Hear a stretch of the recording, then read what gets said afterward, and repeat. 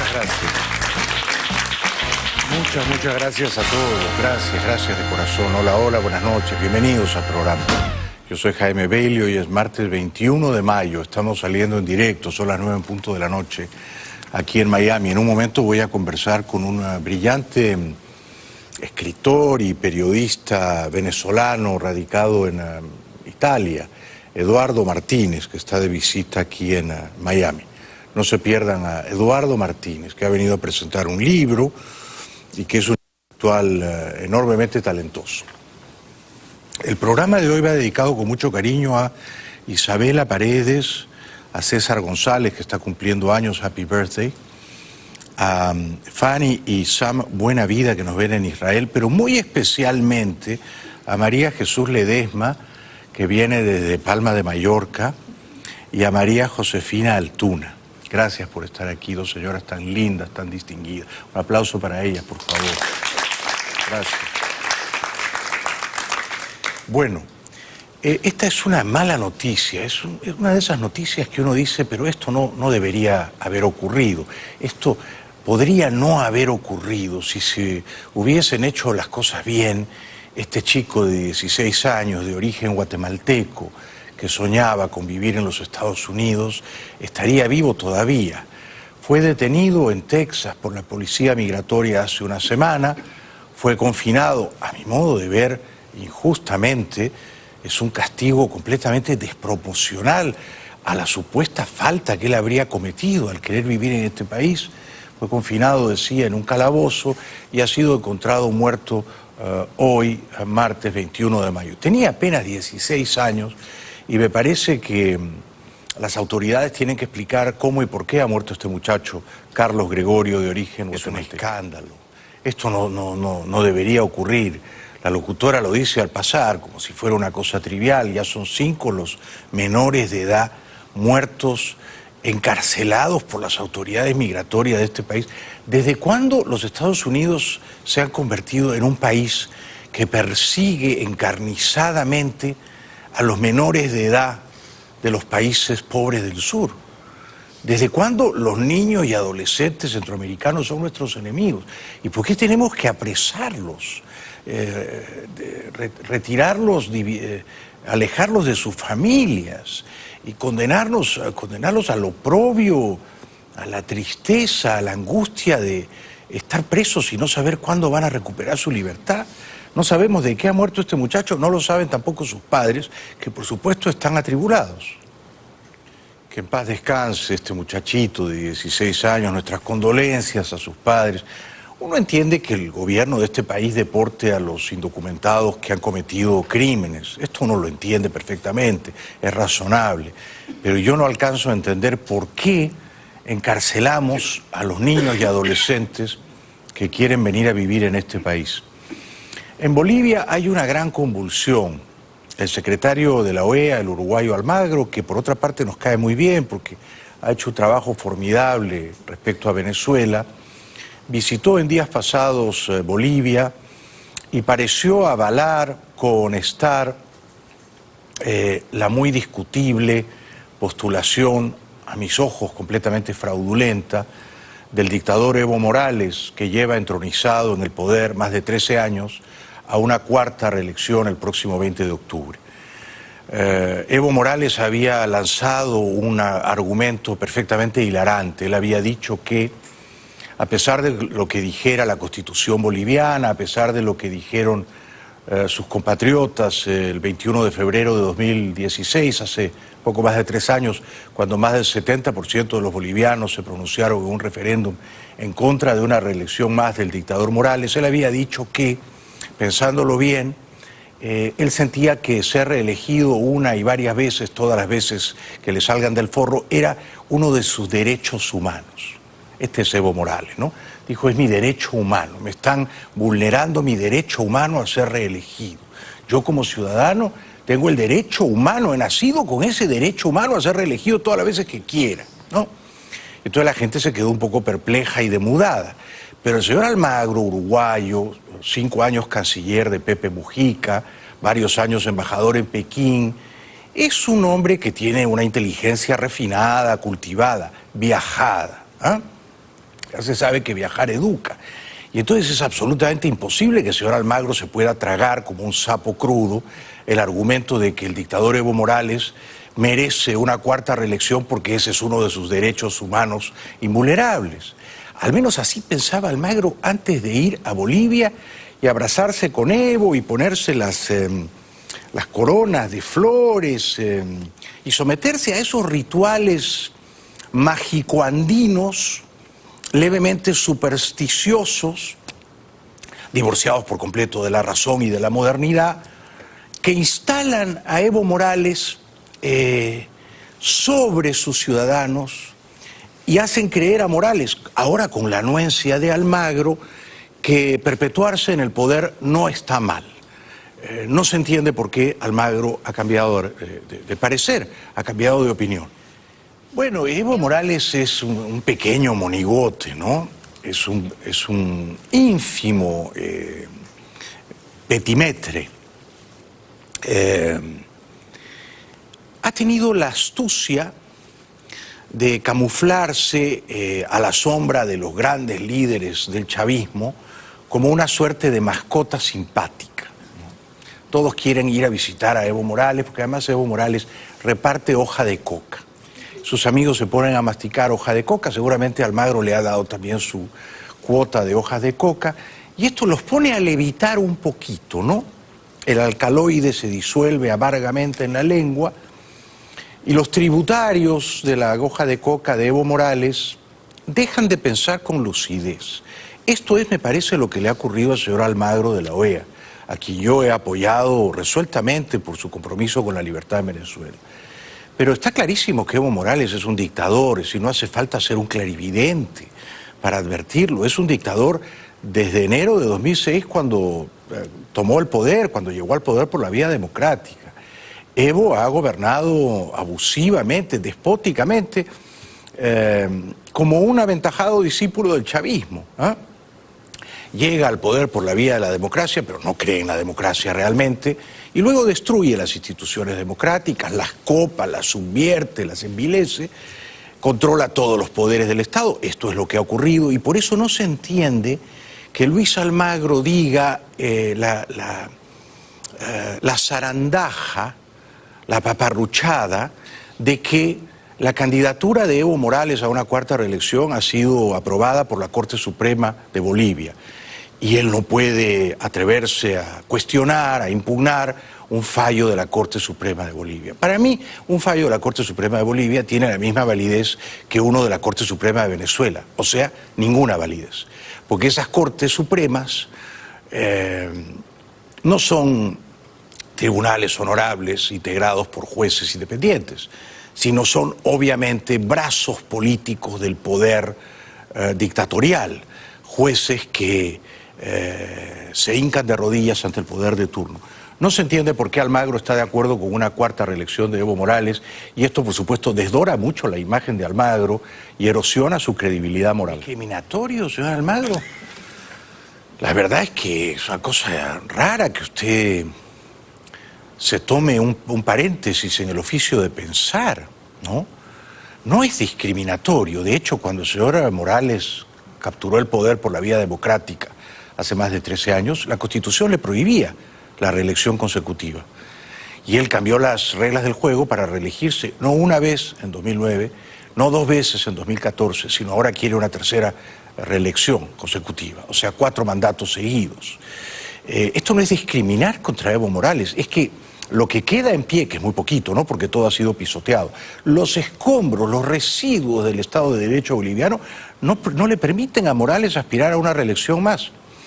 Y por encima de ello está el pronunciamiento del pueblo boliviano, abrumador, masivo, en febrero del 16, diciéndole a Evo Morales, no queremos otra reelección. Entonces, hace muy mal el señor Almagro en convalidar la reelección, la cuarta reelección consecutiva de Evo Morales. A mí me ha decepcionado. Da la impresión de que el señor Almagro de la OEA, luego de visitar Bolivia y de convalidar la reelección fraudulenta de Evo Morales, ha dicho lo siguiente. Primero, que él respeta el fallo de la Corte Suprema, por lo tanto, que él cree que en Bolivia hay una justicia independiente, pero luego él se compromete a enviar observadores a los comicios del 20 de octubre, con lo cual él envía una otra señal diciendo en Bolivia no solo hay una justicia independiente, pero también hay un poder electoral independiente que va a contar los votos limpiamente.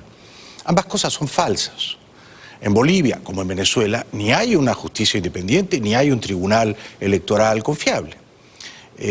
Ambos poderes públicos están prosternados de rodillas ante el dictador Morales. No hace falta ser un pitonizo para adivinar que Morales va a ganar.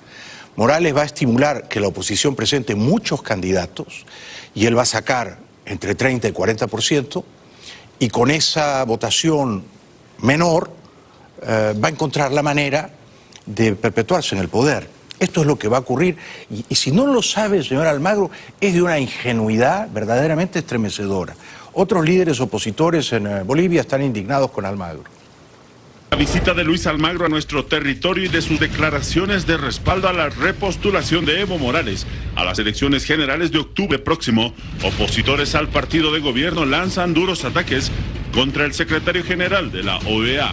Nosotros no nos íbamos a quedar en la reunión en muestra de rechazo, protesta e indignación por su cambio de posición y por avalar una candidatura inconstitucional y ilegítima, desconociendo el voto del 21F. También reclamamos el hecho de que hubiera venido un día antes de un acto electoral y además que se fuera a trasladar al lugar mismo donde se iba a realizar esa proclamación electoral del presidente Evo Morales. Casi en una reunión, y esto me sorprende mucho de Almagro, porque yo pensaba que él, diplomático de carrera, embajador en China, 5 años canciller chavista, hay que decirlo, porque yo soy memorioso. Cuando Almagro era canciller de Pepe Mujica, entre 2010 y 2014 más o menos, ese quinquenio, Almagro era chavista, abierta y declaradamente chavista, pero todos tienen derecho de corregir sus errores, ¿no? Esto no se lo vamos a enrostrar, pero yo pensaba que el señor Almagro era un hombre tranquilo, ¿no? Juicioso. No sé si lo es todo el tiempo, o no sé si la altura de Bolivia lo ha afectado, lo ha trastornado, no sé si la hoja de coca que ha masticado con Evo lo ha puesto un poco ríspido, ¿ah? Porque una persona que estuvo en una reunión con Almagro dice que casi se fueron a los golpes, a las piñas, que Almagro estuvo a punto de darle una trompada, y lo dice el protagonista de la escena. El asesor de Almagro, que estaba sentado a su lado, el señor Gustavo Sinosi, dice ignorante, fanático. Entonces Óscar Ortiz le reclama y le dice por qué decía eso, nosotros éramos autoridades electas por el pueblo boliviano y que merecíamos respeto. Entonces Almagro se levanta de su asiento y se va como gallito valiente hacia mi persona y viene y me dice, prácticamente queriéndome golpear. Entonces yo doy un paso adelante y lo espero y le digo, de verdad, qué vergüenza. Y ahí nos quedamos mirando miradas muy cercanas. Pero bueno, señor Almagro, tiene usted que sosegarse un poquito, ¿eh? Usted es el secretario general de la OEA, yo entiendo que usted aspira a una reelección, como es una tradición en esa organización. Yo votaría por usted. A pesar de esta decepción boliviana, yo creo que todavía lo apoyaría, porque lo necesitamos a usted para ganar la batalla en Venezuela, que es la gran batalla, ¿no? Y usted en Venezuela, la verdad que ha hecho un trabajo admirable, pero en Bolivia nos ha quedado debiendo. Bueno, Almagro, luego de pasearse por Bolivia y abrazarse con el dictador Evo Morales, se ve que él es un señor que no condena a todos los dictadores, ¿no? Con Maduro, por suerte, tiene las cosas claras. Con Morales está confundido. Pasó por Buenos Aires. ¿Quién no quiere pasar por Buenos Aires, no? ¿Quién no? Y entonces allí se explicó y dijo que era un fallo de la Corte Suprema de Bolivia el que permitía la candidatura a todas luces ilegal y fraudulenta de Evo Morales. Verdaderamente mi posición sigue siendo la misma, la reelección no es un derecho humano, pero no tengo ningún instrumento institucional para oponerme a un dictamen, a un fallo, una decisión de la Suprema Corte Boliviana al respecto. O sea, los fallos, los dictámenes de la Corte Suprema de Bolivia, como la de todo el continente, menos la de Venezuela, que ha sido declarado ilegítimo por la Organización de Estados Americanos y se han hecho pronunciamientos varios al respecto. Todos los demás sistemas judiciales nos merecen a nosotros el mayor respeto y sus decisiones son válidas para nosotros. ¿En serio, señor Almagro? ¿En serio usted cree que la Corte Suprema de Bolivia es un tribunal que hace justicia independientemente de Evo Morales? Esto es de una ingenuidad colegial, escolar, de niño de primaria. En Bolivia no hay una justicia independiente. Cualquier boliviano mínimamente informado se lo puede explicar. Evo Morales ha asaltado todos los poderes públicos y en ese sentido ha copiado la fórmula chavista. Ni en Bolivia ni en Nicaragua, otro país que usted omite sospechosamente, hay justicia independiente ni tribunal electoral independiente. Por lo tanto, las elecciones son previsiblemente amañadas. Ahora, mire, señor Almagro, yo quiero que usted sea reelegido, de 2020, porque él fue elegido en 2015. O sea que le falta, creo, un año para terminar su primer mandato. Y yo no quiero creer esas voces suspicaces que dicen que él ha ido a Bolivia a apoyar la candidatura de Evo Morales porque necesita el voto de Bolivia para su reelección. Yo no creo eso de usted, señor Almagro. Yo lo creo a usted un hombre de honor, pero uno puede estar honorablemente equivocado. Creo que ese es su caso, ¿eh? Yo no creo que usted ha ido ahí a traficar promiscuamente su apoyo a cambio de un voto. No lo creo, no lo creo. Y espero que el próximo año lo reelijan hasta 2025. Dicho eso, si Evo Morales pierde las elecciones del 20 de octubre, queda segundo, queda tercero, reconoce la derrota, saluda a su adversario que le ha ganado y que lo ha humillado, porque Evo Morales nunca pierde. Como buen chavista, él gana todas las elecciones, todas, cómodamente, sin transpirar, sin agitar. Si Evo gana y entrega el poder a un líder opositor y se somete a la justicia, a sus ojos, señor Almagro, independiente de Bolivia, porque habrá que, por supuesto, buscarle a Evo Morales todos los abusos y las tropelías y las fechorías que ha cometido en estos 13 años y pico largos de dictadura. Evo Morales lleva ya como dictador casi tantos años como Hugo Chávez fue dictador en Venezuela y aspira a sobrepasarlo con 5 años más. Entonces, si eso ocurre y Evo pierde, reconoce la derrota, demuestra ser un demócrata y entrega el poder y se somete a los tribunales de justicia de su país, usted, señor Almagro, merece el premio Nobel. Merece el premio Nobel. Yo voy a Washington y créame, le beso los pies. Se los beso. Con calcetines o sin ellas. Me puede sacar la media, yo le beso los pies. ¿Ah? Ahora, si ocurre lo que yo creo que va a ocurrir, y es que gana de nuevo, como siempre, para variar, Evo Morales, y toda la oposición grita fraude, y hay elementos obvios, irrefutables de que ha habido irregularidades, trampas, atajos de toda índole, votan los muertos, votan los ausentes, la fórmula chavista, ¿no es cierto? Si eso ocurre, usted va a tener sobre su conciencia el peso, el baldón, de tener que aguantarse a Evo Morales. Otros dirían coloquialmente un verbo un poquito más procaz, a Evo Morales, 5 años más diciendo que Evo Morales no es dictador, cuando es dictador, señor Almagro. Vamos a la publicidad. Les recuerdo que, sobre todo hay mucha gente que viene de paso a Miami y estando ya en Miami, como están aburridos, no tienen nada que hacer, dicen, ¿por qué no vamos a ver el programa de Bailey? Y yo agradezco tanto eso, ¿no? Que es un entretenimiento gratuito.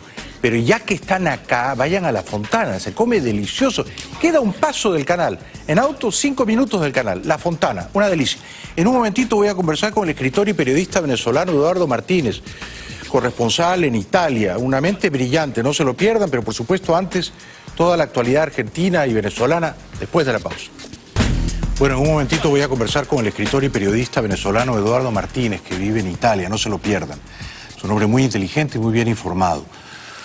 Hoy la expresidenta argentina Cristina Fernández se sentó en el banquillo de los acusados. Esta era una foto que la oposición quería con bastante impaciencia y que ella trató de eludir a toda costa, no lo ha conseguido.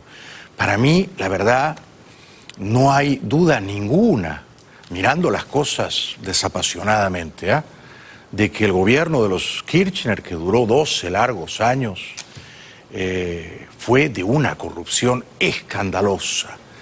Y no hay manera de que me convenzan a mí de que la señora Cristina no sabía todo lo que se estaba robando cuando Néstor, su marido, era presidente y cuando ella era presidenta 8 años. O sea, ella sabía y aprobaba y los maletines con dólares y euros entraban y salían de sus casas y apartamentos y escondrijos y hasta las casas de sus padres. O sea, esto ha sido un saqueo industrial el que ha ocurrido en Argentina, ¿no?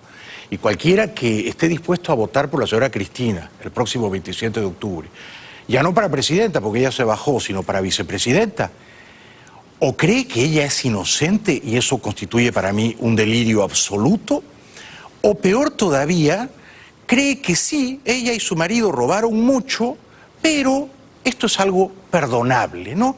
Robaron, pero las cosas no estaban tan mal como con Macri. Y eso a mí me parece muy preocupante. Yo creo que los Kirchner le hicieron un grandísimo daño a la Argentina, como buenos peronistas, ¿no? El peronismo es un cáncer, es una viciosa enfermedad argentina. La Argentina está instalada en la decadencia hace décadas. Casi todos sus vecinos progresan. Fíjense Chile, fíjense Perú, fíjense Colombia, Uruguay, y la Argentina sigue estando en los 40, en los 50, ¿no? Es imposible tomar un Uber, imposible. Es imposible comprar un libro por Amazon, imposible. Y uno tiene la impresión de que esa sociedad está cerrada al mundo, ¿no? La pena es que Macri no ha dado pie con bola. Se presumía, o yo lo presumía, que Macri iba a hacer una gestión eficaz con la economía. No ha sido el caso, no ha sido capaz de controlar la inflación, de domar a esa bestia salvaje que es la inflación, ni la devaluación. Entonces Macri no puede, al menos ante mis ojos, exhibir un gobierno exitoso. Y los argentinos atribulados no saben por quién votar. La señora Cristina llegando hoy a mediodía a tribunal y saludando, por supuesto, como una reina, ¿no? Primera audiencia para Cristina Kirchner en el juicio en su contra por presunta corrupción. La expresidenta argentina, senadora y ahora aspirante a la vicepresidencia, llegó al tribunal poco antes del mediodía. El proceso por la causa conocida como vialidad es el primero que llega a juicio oral y se extenderá aproximadamente por 1 año con audiencias semanales. La expresidenta de 66 años tiene 12 causas abiertas por presunta corrupción y 5 pedidos de prisión preventiva, de la que está exenta por sus fueros parlamentarios. En un país serio, y no estoy pensando en un país europeo, estoy pensando en Chile, incluso estoy pensando en el Perú, y ustedes me dirán, ¿pero el Perú es un país serio? Sí. En un país serio la señora Cristina estaría presa, bajo prisión preventiva. Pero no, ella como es senadora no va a la cárcel y además es probable que la elijan vicepresidenta. El presidente es un íntimo amigo de ella y entonces da la impresión de que en la Argentina tú puedes robar a manos llenas y luego la gente te lo perdona o se olvida o no se lo cree del todo y vuelve a confiar en ti, ¿no? Esto es verdaderamente descorazonador. La acusan a la señora Cristina de ser jefa de una asociación ilícita para apoderarse de dineros públicos. Me parece una acusación impecable. En definitiva, la acusación de este Ministerio Público Fiscal sostiene que Cristina Elizabeth Fernández participó como jefe de una asociación ilícita que estuvo conformada por otros funcionarios públicos que actuarían como privados, la que actuó en forma estable y permanente por más de 12 años y tuvo por objetivo sustraer y apoderarse de fondos públicos mediante, entre otros planes delictivos, la defraudación al Estado Nacional y el lavado de dinero. ¿Dónde está escondido ese dinero? Dicen que Lázaro Báez lo ha escondido como Walter White en Breaking Bad. En toneles, dinero en efectivo y bajo tierra, enterrados. ¿Cómo robaban? Bueno, robaban como se robaba con Odebrecht, ¿no? Todo el que ganaba una obra pública, un contrato millonario para hacer una obra pública que a veces ni siquiera se hacía, le tenía que dar una comisión, una tajada importante a los Kirchner. Y eso se entregaba nada más ganar el contrato en dólares o en euros, en maletines, ¿no? Era un circo, un festival de maletines que iban y venían, todo el mundo robaba y ahora un defensor, un lazarillo, un lugarteniente de la señora Cristina, el señor Parrilli, dice que el juicio a su lideresa es un circo, una puesta en escena. No, señor. Un circo es hacer lo que usted hace con las palabras, es decir, vaciarlas de contenido moral, travestirlas y sugerir que la señora Cristina y su marido no robaron. ¿Qué es lo que quieren ocultar con esto? Que en el último mes se fugaron 1.000 millones de dólares, 10.000 millones de dólares, perdón, que recién estábamos hablando de las cifras. Obviamente los despidos siguen, no sé cuántos despidos hubo en el último mes. Acá está Salvareza, la ciencia y la tecnología sigue destruyendo, las tarifas siguen aumentando. Los precios, estos precios necesarios que hablaban, ya ni siquiera existen, se dan cuenta ustedes que ni siquiera hablan, porque ya se han burlado totalmente. Bueno, pretenden con esta puesta en escena, con este circo, esconder toda esa realidad. Esto es un sofisma, ¿verdad? Es decir, lo que hace este señor es enumerar los supuestos fracasos de Macri, ¿no? Suben las tarifas y la gente está desempleada y ha crecido la pobreza, la inflación está desorbitada. Bueno, nada de eso prueba que la señora Cristina sea inocente. Entonces, son cosas distintas. Yo no voy a decir aquí que Macri ha tenido éxito, no, al contrario, creo que ha fracasado. Ahora bien, si yo fuera argentino y tengo que votar el 27 de octubre entre la reelección de Macri y que vuelva Cristina como vicepresidenta, pero no lo pienso ni 3 segundos, ¿no? Hay que elegir el menor de los males, ¿no? Hay que elegir el menor de los males. Yo votaría por Macri, obviamente. Ahora, hay un tercer señor en lisa, en contienda. Este señor, muy respetable, fue ministro de Economía de Néstor Kirchner. Dicen que hizo un buen trabajo. Es una suerte de peronista moderado, de peronista racional. ¿Se puede ser peronista y racional al mismo tiempo? Esto es como decirles a ustedes, es un chavista racional. Ustedes me dirían, eso no puede ser. No, ambas cosas no calzan, no. Ambas cosas riñen, ¿verdad? Si eres peronista, ¿puedes ser racional? Bueno, este señor lo intenta. Y tiene 15% de intención de voto en las encuestas, o sea que está en la foto, ¿no? Ustedes saben que en Argentina hay segunda vuelta, pero si el que queda primero saca 41 o 42%, más de 40, y el que queda segundo está 10 puntos o más debajo, entonces ganó en primera vuelta. Vamos a suponer que la señora Cristina como vicepresidenta y su Alberto Fernández como presidente sacan 41% y Macri saca 30%, ganó en primera vuelta la señora Cristina como vicepresidenta y Fernández como presidente. ¿Me explico? O sea que tienes que pasar la barrera del 40 y sacarle 10 puntos o más a tu más cercano competidor. Labaña está en la foto. Hablé de mi candidatura fue porque siento que hay y que tengo un compromiso con la gente. Me importa muy poco las cuestiones de la política menor. Lo que sí hay, y lo hemos registrado a lo largo de estos meses, es la necesidad de la gente, del pueblo, de encontrar una solución a una sociedad que está quebrada, que está enfrentada, que desde el punto de vista económico y social no avanza y que está pidiendo una solución alternativa que no sea simplemente la grieta. Si ustedes me preguntan, ¿Labaña es mejor que Cristina y Alberto Fernández? Seguro, a todas luces. Labaña tuvo el valor de renunciarle a Néstor Kirchner, tuvo el valor de denunciar la mafia de la obra pública en la Argentina, lo denunció en su día, y entonces a mí me parece que ha demostrado ser un hombre más o menos serio, honorable, confiable, ¿no? A mí me encantaría que la segunda vuelta fuera entre Labaña y Macri, ¿no es cierto? Pero no va a ser así, ¿no? Va a ser muy probablemente, pero todo puede cambiar de aquí al 27 de octubre, entre Alberto Fernández con la señora Cristina y Macri. En ese orden, dicen las encuestas, ¿no? Ayer Clarín publicó la primera encuesta, ya como Alberto Fernández, candidato a presidente de la señora Cristina. Alberto tiene 41%, Macri tiene 31%. O sea, Alberto está a un punto porcentual de ganar en primera vuelta. Así están las cosas de la Argentina. Si los argentinos devuelven al poder a Cristina Fernández, ¿dejaremos de ir a Buenos Aires? Yo no, aunque se enoje mi mujer. Yo seguiré visitando Buenos Aires con un espíritu mórbido, decadente, autodestructivo, como quien va a buscar la muerte, como quien cita a un toro bravo, chúcaro, y le dice, ven, embísteme. Yo amo Buenos Aires, amo a la Argentina, y ese es un amor sin cura ni remedio. pero, como las grandes pasiones, completamente irracional. Regresamos después de la pausa con Eduardo Martínez, periodista venezolano. Ya volvemos.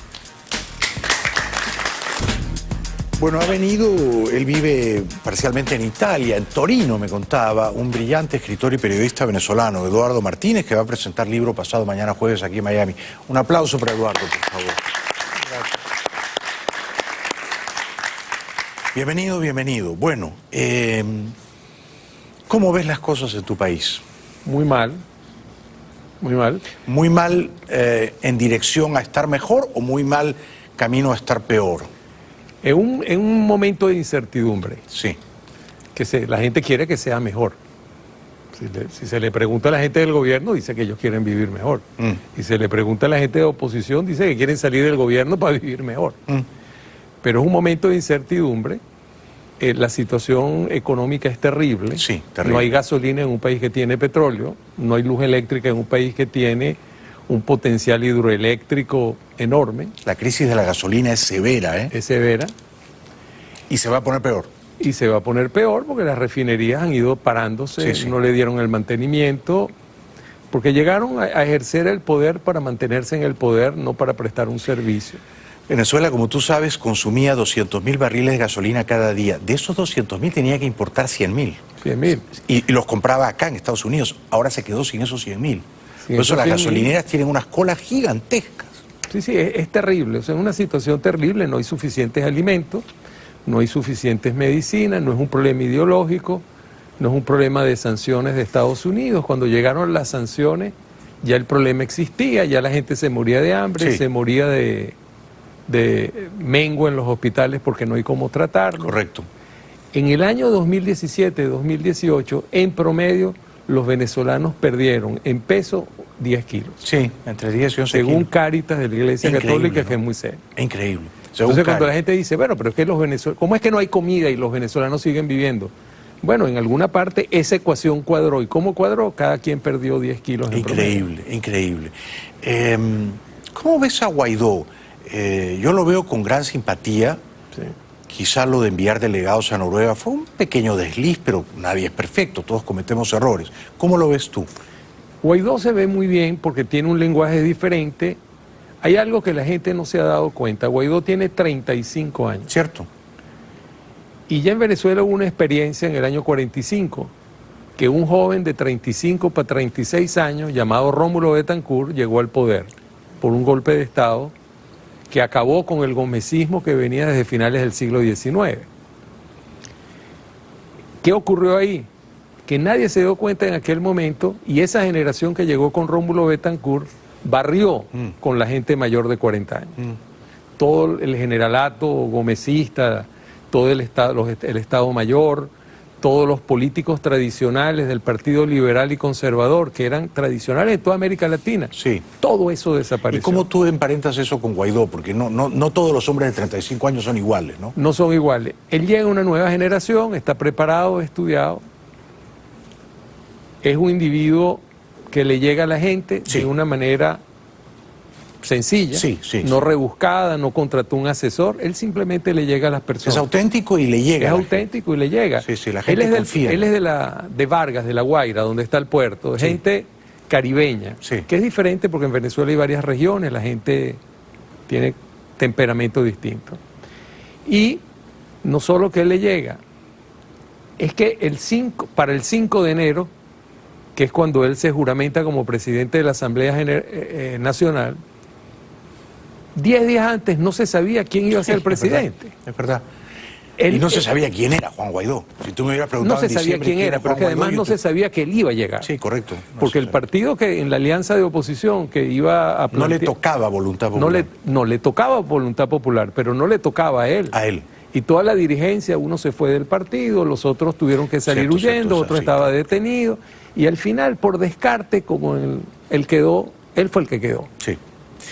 ¿Y qué sugerías tú respecto del presidente Rómulo Betancourt, que al ser tan joven ha dejado descolocados él se ha empezado a mover con gente joven en más de un 90%. Y deja fuera de juego a un montón de políticos opositores mayores. Que además la gente ya no los quería. Cierto. En las encuestas no aparecían. En las encuestas aparecían en raya %. Sí. María Corina sí aparece en las encuestas. Aparece con valor propio. Sí. ¿Y ella se lleva bien con Guaidó? Se lleva bien con Guaidó. Pero raramente están juntos, ¿no? Raramente están juntos, tienen sus diferencias a veces en cuanto a los tiempos y a la velocidad de acción. ¿De qué índole son esas diferencias? Explícanos, porfa. Bueno, ella plantea que tiene que venir una intervención extranjera ya. Ya mismo. Ya mismo. Y Guaidó no Guaidó tiene otros tiempos. ¿Qué piensa Guaidó? ¿Cuáles son sus tiempos? Sus tiempos, él está, es lo que me parece a mí. Sí. Porque no se sabe, al final la estrategia confidencial claro, no se revela, nadie no la sabe la verdad sabemos. absoluta, pero son percepciones, ¿no? Sí, lo que pasa es que la gente está dispuesta a darle el valor de esa duda a favor de Guaidó.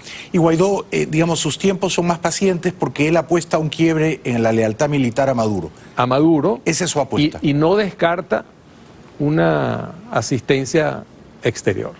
No la descarta, pero tampoco la quiere pedir como la pediría ya mismo María Corina. Como la pediría María Corina. ¿Y tú crees que eso es un acierto de Guaidó? En los tiempos que vivimos, sí. ¿Por qué? Porque nosotros vivimos en Venezuela un ambiente premilitar, que cada vez más es más militar que pre. Sí, yo no sé por qué premilitar. Para mí, Venezuela es una dictadura es militar. prebélico. No, pero digo más que militar, prebélica. Es más bélica cada día más y menos prebélica. O sea, la gente del común, el venezolano de a pie, cree que hay una guerra en ciernes, inminente. La ve venir, pero una cosa es llamar al diablo y otra cosa es verlo venir, ¿no? Sí, Son dos cosas distintas. Sí, sí. El venezolano tiene una naturaleza pacífica, democrática y cívica. Hay una demostración cívica en la calle y puedes tener millones de personas en la calle. Lo han demostrado sobradamente. Sobradamente. Tiempo, sí. Viene una situación como la del 30 de abril, que parecía que era un golpe y hay unos militares y eso, y fue menos gente. Sí. No porque la gente tenga miedo, porque cuando hay las demostraciones cívicas, la Guardia, la Policía Nacional disparan a matar a la gente. Eso no es mentira, eso se ve. ¿Y entonces por qué, en tu opinión? ¿Por qué la gente no salió el 30 de abril a apoyar a Guaidó? Tú dijiste no es por miedo. No, miedo no tiene. Ese 30 de abril ocurrieron dos cosas. La gente vio con perplejidad otro episodio de esta lucha, pero cuando vio a Leopoldo López en la calle dijo, esto va de en serio. Sí. Empezó a llegar gente y después algo pasó en el estamento militar que debía salir, que no salió. Sí, sí, así fue. Y la gente quedó descolocada, ya no te estás enfrentando a unos policías, sino te vas a enfrentar armamento de guerra. Y ahí la gente se frena. ¿Fue una precipitación liberar a Leopoldo tan temprano cuando no se sabía todavía si el movimiento iba a ser victorioso? Yo creo que no, porque ahora la gente sabe que Guaidó no se olvida de los presos y no se olvida de los muertos. Está bien, está bueno que lo digas. Además es muy fácil ser entrenador al día siguiente del partido, ¿no? Ya como sabes que Leopoldo no llegó a Miraflores sino a la Embajada de España, es muy fácil decir, Leopoldo, te atropellaste. Pero hay que estar en los zapatos de él, ¿no? Claro. Es lógico que tenga una impaciencia por salir, por desafiar a la dictadura, por dar el pecho. Ahora, ¿fue un error de Leopoldo refugiarse en esa embajada, la de España? No, porque recuerda que el papá, Leopoldo López padre, es español. Le dieron la nacionalidad española y ahora es candidato al Parlamento Europeo por el Partido Popular. Sí, pero recuerda también, Eduardo, que España tiene un gobierno socialista que va a tener que pactar con los chavistas de Podemos. El canciller Borrell le ha dicho a Leopoldo López no des más entrevistas y le ha dicho, y créeme, le ha dicho, si tú quieres estar con nosotros tranquilito en la embajada, tienes que negociar. Y por eso Leopoldo le dijo a Guaidó, hay que mandar delegados a Noruega. Entonces no es un gobierno amigo. Es un gobierno que se mueve, es que pasa lo mismo que en Italia. ¿Qué es lo que pasa en España y en Italia? El partido de gobierno en España tiene que cuadrar con una parte de la izquierda española que defiende a Maduro. Sí, nada menos. En Italia, la alianza que hay de gobierno de unos resultados precarios para los partidos, el partido La Liga, que viene de ser la Liga Nord, de derecha, para poder gobernar, cuadró con Cinque Stelle, que es un movimiento antipartido. Y ese partido apoya, hay gente de ese partido que apoya a Maduro. Sí. Por eso es que Italia no quiso reconocer a Guaidó. Lo has descrito bien. Sí. Pero dado el caso de que España tiene un gobierno socialista, yo hubiera preferido que Leopoldo se refugiara en la embajada colombiana. ¿Tú no? Sí, pero... Tendría más libertad. Claro, pero desconozco la razón que lo llevó a la residencia del embajador español. A lo mejor, probablemente, intervino el padre. La razón, creo, fue más mundana, y es que no había suficientes habitaciones y dormitorios, en la embajada camas en la embajada de Chile. De Chile, pues... No, porque él llegó a la embajada de Chile primero. Por eso te digo. Y después se fue a la embajada de Chile hay dos familias, dos, sí. La de Freddy Guevara y la de otro señor venezolano. Pero Roberto Enrique soltero. Dos, claro, entonces, que están con sus familias ahí. Entonces, sí, claro, el embajador chileno le habrá dicho a Leopoldo, encantados, te queremos mucho, quédate, pero no hay camas, ¿no? Sí, pero también ahí se comentó ese día periodísticamente que él llegó a la embajada de Chile porque había una negociación con los militares. Sí. Y ahí hay algo raro de ese día. Sí. Vamos a pensar que es un golpe. Hay un golpe militar. Y resulta que siempre que hay un golpe militar que fracasa, tú ves a las fuerzas leales del presidente que no lograron tumbar, que custodia un montón de militares que estaban alzados. Rendidos con las manos en la cabeza, que caminan en fila india. ¿Dónde están? ¿Dónde están, claro, dónde están los conspiradores? ¿Dónde están los traidores? El único que se fue, y menos mal que se fue, el general Figuera, que era el jefe de SEBIN. El jefe de la policía política. Sí. Pero John Bolton, en la puerta misma de la Casa Blanca, nombró a Padrino y a Hernández Dala, el jefe de la Guardia Presidencial, y Maduro no los ha destituido. No. O sea que tú tienes un punto, ¿no? ¿Por qué Maduro sigue confiando en ellos? Porque yo creo que ese impasse militar sigue. Porque no se ha resuelto el No se ha resuelto y no se atreven a detener a los que verdaderamente están metidos en ese movimiento. Hay gente que sabe mucho, que me ha dicho que en La Habana cada vez confían menos en Maduro y cada vez confían más en Padrino. El hombre fuerte de La Habana ahora es Padrino, no Maduro. Es posible, pero Cuba en 60 años de régimen comunista jamás ha aceptado a un presidente que lo hayan tumbado. Para allá no se va a ir. Allá o sea, si Maduro cae, no lo esperan en La Habana. Puede ser que pase por Cuba, pero no lo van a dejar en Cuba. No hay ningún presidente... Bueno, yo dije acá que se iba a Punta Cana. Su mujer fue a Punta Cana. Es posible. Tenían 3 villas de lujo en Punta Cana, en Cap Cana. Yo lo dije. Que no se iba a La Habana, ahora. Que cayeron ahora. Sí, claro, y luego entró el FBI ahí, o sea, yo no estaba tan desinformado. Pero es que además esta gente está acostumbrada a darse la gran vida, y en La Habana no te puedes dar la gran vida. No tienes gran vida. No. Uno de los valores, dicen los sociólogos norteamericanos que estudian la sociología política, que las personas tienen varios valores. Cultura, educación, dinero, reconocimiento social, y tiene todo, salud, toda una serie de valores, pero hay un valor que priva, el que pueda gozar de esos valores sin problema. Pueden robar, pero ¿dónde van a gozar de ese dinero sin problema? Y es un valor muy importante. Claro, claro. No van a poder gastar el dinero que han robado. No van a poder. Además, pueden vivir 100 años y no lo terminan de gastar. No, pero no lo van a poder dilapidar, no lo van a poder disfrutar. Están perdidos. ¿Te quedas un ratito más? Sí. ¿Sí? Publicidad y regresamos con Eduardo Martínez. Un aplauso para él, por favor. Estoy conversando con Eduardo Martínez, periodista, escritor venezolano que pasa parte del año en Torino, Italia, y está de visita porque ha venido a presentar un libro. Hablaremos en un momentito del libro también, por supuesto. ¿Cuál es la figura política de la oposición venezolana que te inspira más respeto, Eduardo? Hoy en día, Guaidó. Guaidó. No porque seamos paisanos. Sí. Porque nacimos en La Guaira los dos. De La Guaira también. ¿Y la que menos respeto te inspira? La gente del gobierno. No, pero de la oposición. De la oposición. Yo creo que en una circunstancia como esta, cada quien tiene su valor y su influencia. Son unos zorros viejos que conocen cómo se hacen las cosas, tienen relaciones en el exterior, y más o menos hasta el momento en lo que va de año han orquestado una alianza. ¿Capriles fue un buen líder opositor? Porque era el jefe de la oposición. Era el jefe de la oposición. Él entró en minusvalía cuando no peleó la elección que perdió con Maduro en el 2013. Debió salir a las calles. No lo hizo. Y entonces, si Capriles debió salir a las calles el 13, ¿Guaidó no debería hacer lo mismo ahora el 19? Debería, se la pasa en la calle. Pero da la impresión de que no ha hecho lo que Miguel Enrique Otero sugirió aquí una noche, es decir, convocar a la gente a salir a las calles y plantarse frente a Miraflores y no volver a casa, quedarse ahí. 1 y 2 y 3 días hasta que caiga el tirano. Bueno, la verdad que desde 3 cuadras antes de Miraflores no dejan ir a nadie. Claro, bueno, hasta donde pueda llegar. Hasta donde puedan ir. Como ocurrió en Egipto, debe ser la fórmula egipcia. En el Yemen. Y también, ¿no? Y en otros países de la primavera árabe. Pero si tú si sales a las 10 y te regresas a las 4 de la tarde, quizás no muestras todo tu poderío. Ahora, si tú te quedas ahí, acampas y no tiras la toalla, pones al mando militar en una encrucijada, ¿no crees? Claro. Esa es una carta que él no ha querido jugar. Que no ha querido todavía. Por ahora. Desconozco las razones por las cuales no lo ha hecho. Presumiblemente son razones parecidas a las de Capriles el 13, o sea, van a matar a mucha gente inocente. Pudiera ser, pero también puede ser que tiene una planificación que no conocemos, porque no ha dado puntadas sin dedal. Y cada vez que... Noruega fue una puntada sin dedal para mí, ¿eh? No lo sé. Yo no lo sé. Tal vez se manejó mal.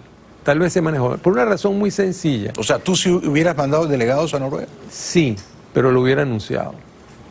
¿Y qué ganabas mandando delegados? Es un gobierno que no te ha reconocido como presidente, con lo cual ya te ha hecho un desaire. Sí, pero yo creo que los países que sí lo reconocen, que son más de 50, le pidieron que fuera.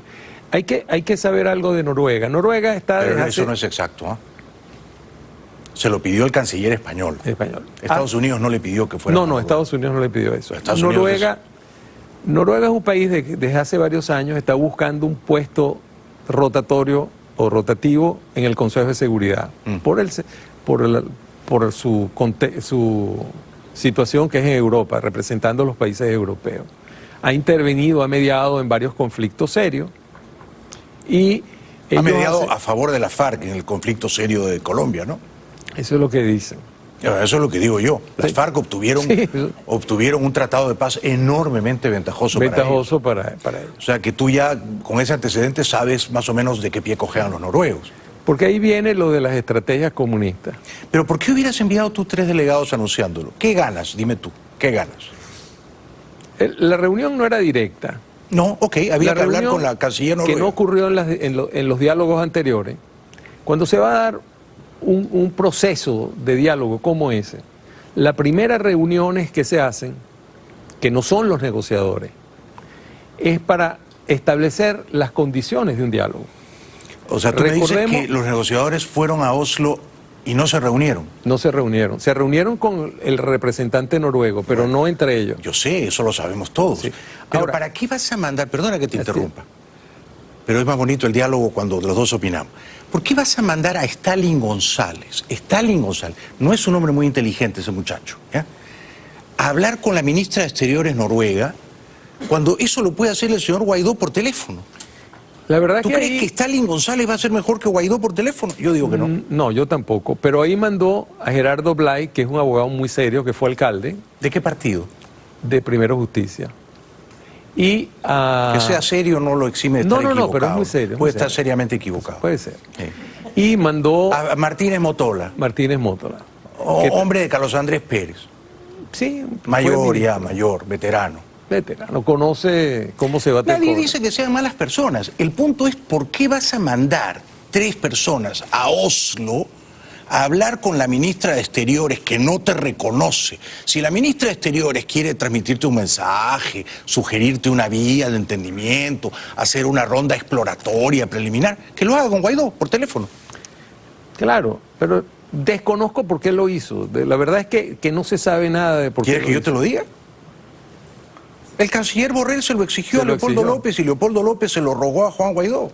Y por eso lo hizo Guaidó, porque Leopoldo López es su jefe moral, fue su profesor en la universidad y es el jefe de su partido político. Esas cosas suceden. Suceden, son humanas, pero es una señal de debilidad ante Maduro. El que se ha congratulado de los diálogos en Noruega ha sido Maduro. Maduro se ha dado una victoria propagandística. Que además no es una victoria. Bueno, pero él lo presenta como la oposición, dijo que no al diálogo, y secretamente mandó enviados a Noruega. Sí, mandó al manipulador. Entonces luego presenta a Jorge Rodríguez y te deja con los pantalones abajo, porque ni siquiera lo anunciaron, por lo menos si lo hubieran anunciado, como decías tú. Tenían que haberlo anunciado, porque si lo hacen transparentemente puedes criticarlo, pero bueno. Estamos agotando lo del diálogo. Pero si lo haces transparentemente, caes en una contradicción que equivale a dispararte en los pies, Eduardo. Porque Guaidó ha construido su valor moral diciendo no más diálogos, no más comicios amañados. Que no hay duda alguna que cualquier elección con ese Consejo Nacional Electoral es amañado. Por eso, pero entonces, si Maduro convoca elecciones anticipadas para la Asamblea Nacional en octubre y Guaidó, después de haber dicho no más, no más, no más, dice vamos a esas elecciones, pierde por completo su credibilidad. Pero no creo que haya espíritu, hasta donde yo sé. No, no lo va a hacer. No lo va a hacer. Lo que quiero decir es que hay que tener cuidado con las contradicciones, porque las contradicciones minan mucho. Sí. Y el gobierno se encarga de magnificarla. Por supuesto. Porque es un gran logro que no es logro de nada al final. Con lo cual, si entiendo bien, ¿ya has retirado tus delegados de Noruega o todavía los sigues mandando? No creo que los manden otra vez.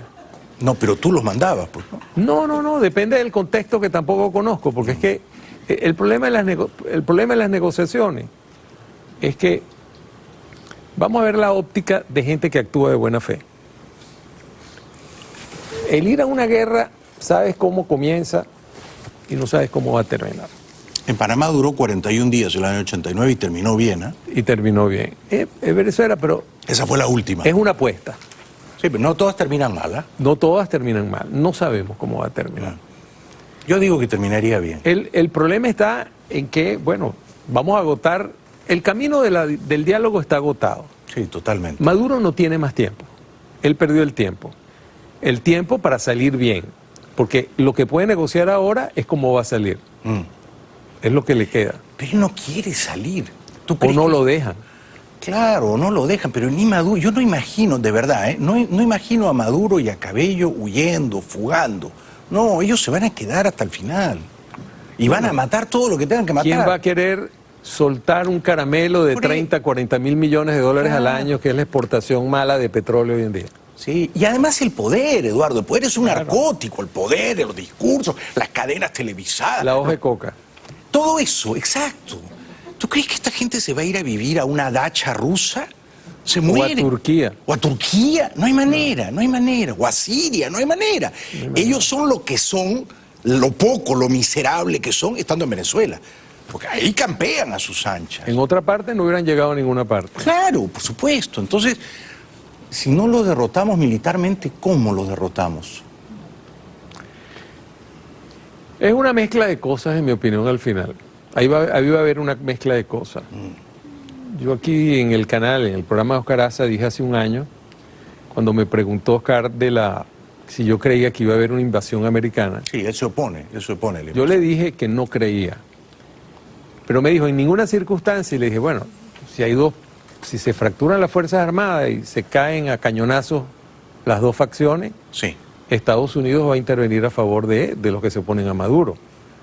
Pero no creo que ponga pie en tierra. Yo tampoco creo que ponga pie en tierra, pero creo que se puede hacer una operación militar sin poner pie en tierra. Creo que sí. Eso es más probable, es lo más probable. Yo no sé si se va a dar así. Es lo más probable. Es lo más probable, porque no tenemos información. Mis amigos, que son muy cínicos, mucho más que yo, pero generalmente aciertan, precisamente porque son cínicos, me dicen, ningún general venezolano ahora resiste un cañonazo de 50 millones de dólares. Quiero decir, si esos generales se han vendido a Maduro es porque tienen un precio. Entonces, si tienen un precio, hay que hacerles una oferta que sea irresistible. En el siglo XX no hubo una sola guerra, ni siquiera civil, aparte de la lucha guerrillera, en donde el ejército venezolano actuara. No fue a la Segunda Guerra Mundial, no fue a Corea. No ha ganado ninguna guerra épica, digamos. Bueno, Chávez ganó muchas guerras épicas que existían en su mente y en su verbo. Imaginarias. Pero es un punto el que tienes. ¿Qué gran guerra ha ganado el ejército venezolano? Es un punto. Un ejército que desde la época de la independencia pudo haber librado algunas luchas internas. Sí. Pero nunca salió de la frontera. Sí, y cuando salió más recientemente, los últimos 20 años del siglo XX, como cascos azules. Sí, sí. Nunca. Sí, sí. Yo de verdad estoy convencido de que ese ejército cae como un castillo de naipes con soplar un poquito. Hay que soplar un poquito. Tú puedes hablar con militares activos personalmente y te das cuenta de que están opuestos a Maduro. A Maduro. Pero es que, por supuesto, mira, si tú y yo somos generales, claro, cuando está Maduro nos cuadramos porque le tenemos miedo. Pero luego tú y yo vamos a nuestras casas, Eduardo, y dormimos con nuestras esposas, y desayunamos con nuestros hijos. Y entonces tú tienes a una Asamblea Nacional opositora en tu casa. Claro. Esto es lo que ocurre, ¿eh? Y tu mujer te dice, Eduardo, ¿no tienes vergüenza? Porque no consiguen gasolina, Por no eso. tienen luz eléctrica, sin luz no hay agua. Entonces todos... Los alimentos, las medicinas. Claro, esa lealtad a Maduro se parte en 3 segundos, pero hay que soplar, hay que soplar. Hay que empujar. Hay que empujar. Los mangos caen cuando mueves la mata. Qué buena frase. Con esa frase quiero terminar. Gracias. El libro. El libro se titula Arístides Calvani frente al comunismo. Se presenta pasado mañana, jueves 23 de mayo, en IESA, ¿verdad? No, el Instituto Interamericano por la Democracia en Coral Way. Ya decía yo, el Instituto Interamericano. Claro, la presentación la hace Carlos Montaner. Nada menos que el gran Carlos Alberto Montaner. Sí, de un hombre, Arístides Calvani, que fue un hombre que sin dinero, sin armas, con su fe católica, su fogosidad para el trabajo, logró detener y vencer al Imperio Soviético en América Latina y el Caribe. Ah, mira, lo voy a leer con gran curiosidad. Es un caso único en el mundo. Lo voy a leer y lo voy a comentar. En el momento de mayor dimensión del Imperio Soviético. ¿Este para mí me lo puedo quedar? Sí, por supuesto. Porque no me lo has dedicado, de repente me lo estoy robando. Ahora qué gran noticia. Arístides Calvani frente al comunismo en el Instituto Interamericano. Y además Carlos Alberto Montaner es un lujo. Sí. Es el más grande escritor cubano de todos los tiempos. Gran intelectual. Muy claro. Sí. La gente se puede equivocar, puede tener, pero él ha tenido una precisión en los últimos 20 años impresionante. Es el papá que yo quisiera tener. Dile que me adopte como hijo, por favor. A lo mejor él quiere que tú lo adoptes. Un aplauso para Eduardo Martínez. Gracias. Gracias por la invitación. Regresamos después de la pausa. Bienvenidos de vuelta al programa. Saludos, por supuesto, a Lina Marrero de Puerto Rico, a Marta Mauni de Perú, a Manuel Narváez de Puerto Rico, a Sonali Jiménez de Venezuela y a Gina García de México. Gracias de corazón por vernos. Bueno, en España continúa la conmoción porque se ha descubierto que el embajador de Zapatero en Caracas, ante Chávez, eran los años 2004 a 2008 más o menos, Raúl Morodo, se vendió, literalmente él y su hijo Alejo se vendieron al chavismo. El papá por casi 5 millones de euros, el hijo por casi 4 millones de euros, y él era un diplomático prestigioso. La gran pregunta es si se vendió el embajador español de Zapatero, ¿no se habrá vendido también Zapatero? Noticia, pero esta vez no tiene que ver con la situación política del país. Las propiedades del ex embajador socialista en Venezuela entre los años 2004 y 2008, Raúl Morodo, han sido registradas por la Policía Nacional. Los cuerpos y fuerzas de seguridad del Estado sospechan que se produjo un blanqueamiento de fondos venezolanos que fueron facturados como servicios de asesoría legal. Anticorrupción no solo está detrás de Morodo, también de su hijo Alejo, por esos presuntos delitos. El hijo del diplomático cobró 3,8 millones de euros de Petróleos de Venezuela en concepto de asesoría jurídica. La Unidad de Delincuencia Económica y Fiscal de la Policía Nacional no solo ha llevado a cabo los registros, sino que también se plantea realizar detenciones. Pero ¿dónde se ha visto, por el amor de Dios, yo no lo había visto nunca, que el embajador de España, ante el gobierno que está acreditado, le cobre sobornos? Es una cosa indignante, ¿no? También se ha conocido que Hugo El Pollo Carvajal, que fue el jefe de la contrainteligencia con Chávez durante una década casi, y que le contaba a Chávez quiénes eran todos los que robaban, y que por supuesto estaba metido también en operaciones de narcotráfico. Bueno, la DEA y el Tribunal del Distrito Sur de Nueva York lo quieren aquí. Lo quieren extraditar de España, fue capturado en España, en las afueras de Madrid, la casa de su hijo. Pero lo quieren traer aquí porque hay un caso, uno flagrante de narcotráfico que él dirigió.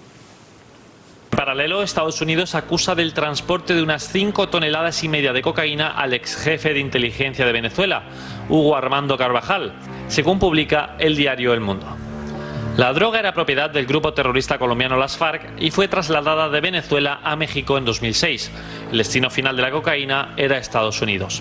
El general venezolano se encuentra en la cárcel de Extremera tras la emisión de una orden de extradición por parte del gobierno estadounidense que desea juzgarle por narcotráfico. Este es el caso estrella contra Carvajal. Esa avioneta partió de Venezuela, tenía que aterrizar en Toluca, México. Y desde allí sería enviada esa cocaína, 5,5 toneladas de cocaína, a Estados Unidos. Pero la avioneta, hubo mal tiempo, una tormenta, y la tormenta derribó la avioneta en Campeche. Y entonces un piloto escapó y el otro fue capturado por la DEA. Y el piloto capturado por la DEA es el testigo privilegiado contra el Pollo Carvajal, porque él dice que Carvajal estuvo ahí, en Venezuela, viendo cómo llenaban la avioneta de 5,5 toneladas de cocaína. Este es el caso estrella contra Carvajal. Con este único caso le van a dar a Carvajal los 18 años de cárcel como mínimo que les dieron a los hijos o a los sobrinos, que da igual porque eran casi hijos, de Cilia Flores. Entre tanto, ayer Maduro celebraba desvergonzadamente un año de su fraudulenta reelección en mayo del 18. Cientos de simpatizantes en Caracas jalean a Nicolás Maduro, que celebra su primer año como presidente reelegido y lanza un sorpresivo anuncio. Vamos a medirnos electoralmente. Vamos a hacer elecciones. Vamos a legitimar la única institución que no se ha legitimado en los últimos 5 años. Vamos a elecciones adelantadas de la Asamblea Nacional para ver quién tiene el pueblo, quién tiene los votos, para ver quién gana. Este mojón hediondo de Maduro, este bigote putrefacto de Maduro, ¿cree que somos todos tontos, que no sabemos que sus elecciones siempre son un fraude, que él las falsifica, las trampea? ¿Cree que somos tontos, que nos pueden seguir engañando? Nadie te cree, Maduro. Todo el mundo sabe que tus elecciones son una farsa. Entonces basta ya de usar ese argumento manido, ridículo. Como ridículas son las imágenes de Maduro y algunos generalotes corrompidos jugando al béisbol. Dos jugadas extraordinarias allí en la tercera base. Se nota un tanto ansioso allí el viceministro de alto rendimiento del Ministerio de Juventud y Deportes, Juan Carlos Amarante. Las indicaciones del presidente de la República Bolivariana de Venezuela, Nicolás Maduro, al pitcher Suárez Chourio, quien está buscando allí el mejor lanzamiento. Tirándole y se poncha. Francamente sin comentario. Y a la hora que le toca batear a Maduro, por supuesto, le arrojan una pelotita masita, ¿no?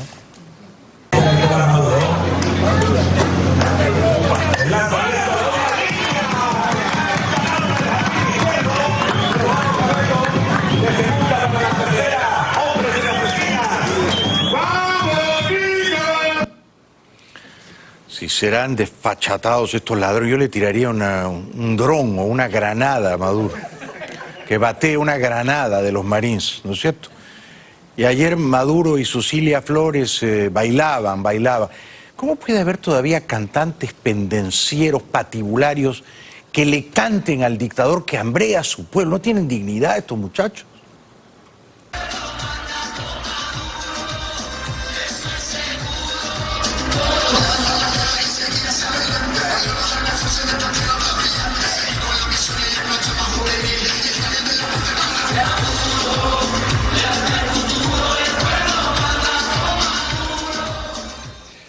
Bueno, esa fiesta de pacotilla va a terminar pronto, creo yo, y van a estar bailando en Guantánamo Maduro y Cilia Flores. Ya regresamos, ya volvemos.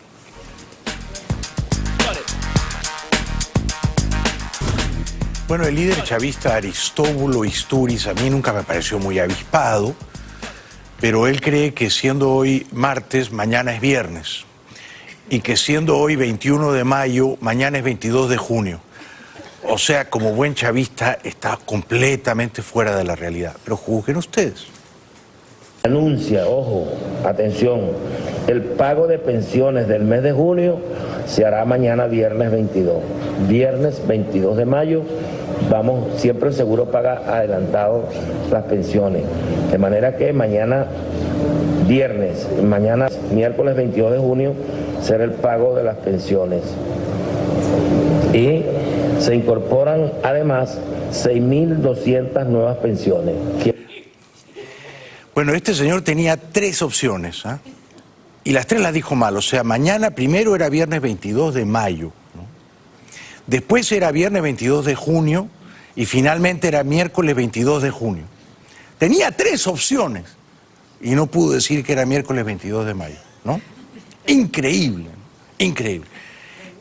Esta gente, sí, pues rebuzna, esta gente es la que tiene el poder, esta gente es la que toma las decisiones importantes.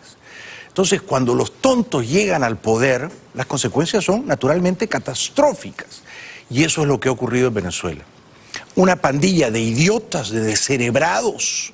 Es la conspiración de los estúpidos, la conjura de los necios, agravada, porque además de tontos son todos unos ladrones, ¿no? Y como son tontos y ladrones, no saben que todo el dinero mal habido que han amasado no se lo van a poder gastar, ni ellos, ni sus hijos, ni sus nietos. Ese dinero va a ser seguramente confiscado cuando llegue el día de hacer justicia.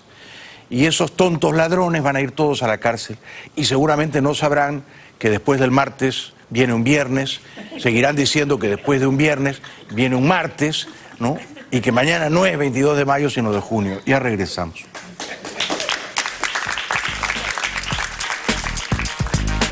Bueno, ayer sugerí que los americanos considerasen unos bombardeos selectivos y le pregunté al invitado qué objetivos estratégicos él recomendaría.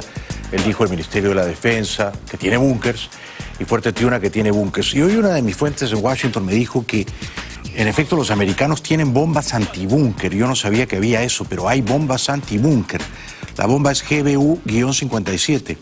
Pesa 13 toneladas, un poquito más que yo. Y perfora 60 metros subterráneos y recién estalla cuando llega al búnker. Y mis fuentes me dicen que la verdad es que están muy impacientes por probar esas bombas antibúnker. Su eficacia, su penetración, su poderío. El Ministerio de Defensa sería un buen lugar para probar esas bombas antibúnker. Que lo sepa el general Padrino, ¿ah? Que ya va silbando un GBU-57. Gracias a este público maravilloso. Gracias. Chao, chao.